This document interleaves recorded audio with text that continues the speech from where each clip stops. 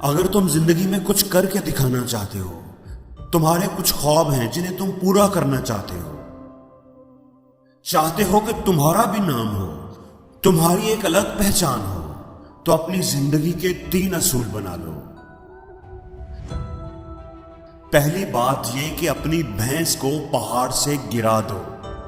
ایک عقلمند بوڑھا آدمی سفر پر نکلا ہوا تھا، شام ہونے کو آئی تھی، اسے رات گزارنے کے لیے کوئی ٹھکانہ چاہیے تھا۔ ایک بھلا آدمی اسے ملا اور اپنے گھر آنے کی دعوت دی۔ چلتے چلتے وہ ایک کھیت سے گزرے۔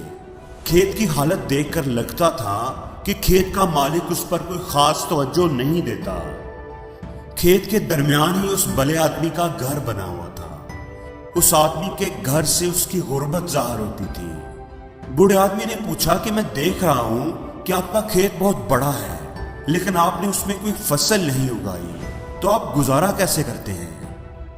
اس آدمی نے جواب دیا کہ ہمارے پاس ایک بھینس ہے جو کافی دودھ دیتی ہے، کچھ دودھ ہم پی لیتے ہیں اور کچھ بیچ دیتے ہیں، اس طرح ہمارا گزارا چل رہا ہے۔ رات کو جب سب سونے کے لیے چلے گئے تو بوڑھا آدمی اٹھا اور اس نے وہ بھینس کھولی اور اسے پہاڑ سے گرا کر وہاں سے چلا گیا۔ جب وہ بڑا آدمی صبح اٹھا تو اپنی بھینس کو غائب دیکھ کر بڑا پریشان ہوا۔ وہ بھینس ہی ان کی کمائی کا واحد سہارا تھی۔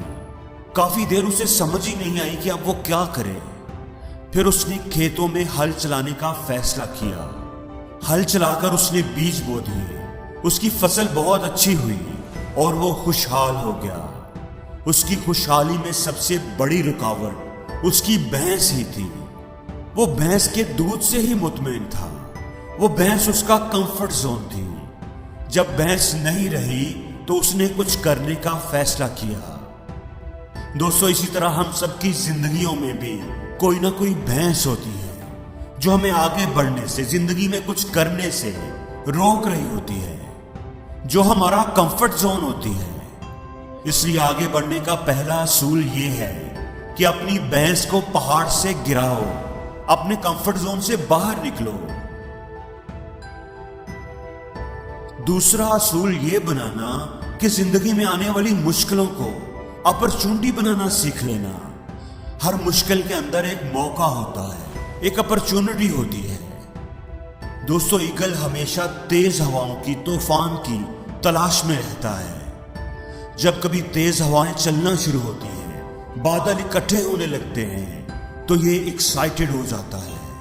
یہ اس طوفان کی طرف ٹریول کرتا ہے جہاں باقی پرندے طوفان سے ڈرتے ہیں، اپنی جان بچاتے ہیں، گھونسلوں میں چھپ جاتے ہیں۔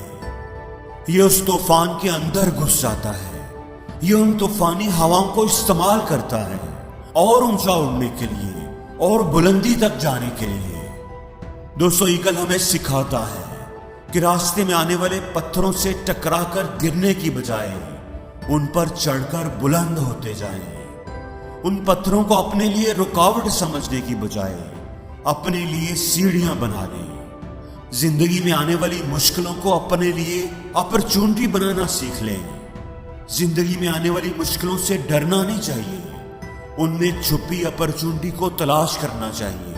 یہ تو آپ کو کچھ سکھانے کے لیے آتی ہے، آپ کو اونچا اڑانے کے لیے آتی ہے۔ اور دوستو، کامیاب شخص وہی ہے جو طوفان آنے سے پہلے ہی بندوبست کر کے رکھے، بارش ہونے سے پہلے ہی چھتری خرید کر رکھے۔ اکثر لوگ کسی مشکل کے بارے تب سوچنا شروع کرتے ہیں جب وہ سر پر آ جاتی ہے، پھر وہ بھاگ دوڑ شروع کرتے ہیں، لیکن تب تک بہت دیر ہو چکی ہوتی ہے۔ کسی کسان کو اپنے ساتھ کام کرنے کے لیے ایک ہیلپر چاہیے تھا۔ ایک دن ایک آدمی کسان کے پاس کام کی تلاش میں آیا۔ کسان نے پوچھا کہ کون کون سا کام تمہیں کرنا آتا ہے، کیا خوبی ہے تمہارے اندر؟ اس آدمی نے بڑا عجیب جواب دیا، I can sleep when the wind blows۔ جب طوفان آئے گا، بارش آئے گی، تو میں آرام سے سو سکتا ہوں۔ اب کسان کو اس کی بات بڑی عجیب لگی کہ جب طوفان آئے گا تو میں سو سکتا ہوں۔ کسان کو بات کی سمجھ تو نہیں آئی، لیکن اس نے اس آدمی کی عجیب بات کی وجہ سے اسے نوکری پر رکھ لیا۔ اب دونوں نے مل کر کھیت میں کام کرنا شروع کر دیا۔ فصل اچھی ہونے لگی۔ ایک دن کسان اپنے کمرے میں سویا ہوا تھا کہ تیز ہوا سے اس کے کمرے کی کھڑکیاں بجنے لگی۔ اس کی آنکھ کھل گئی۔ باہر بڑا شدید طوفان آیا ہوا تھا۔ کسان بھاگا بھاگا اپنے ہیلپر کے کمرے کی طرف گیا کہ اس کے ساتھ مل کر مویشیوں کو، فصل کو سنبھالے۔ وہ آدمی جو اس کا ہیلپر تھا وہ آرام سے سویا ہوا تھا۔ اس نے اس طوفان کی وجہ سے بھی آنکھیں نہیں کھولی۔ کسان نے اسے جھنجھوڑ کر اٹھایا۔ اٹھو، باہر طوفان آیا ہوا ہے، فصل کو سنبھالو، مویشیوں کو سنبھالو۔ تو وہ ہیلپر بولا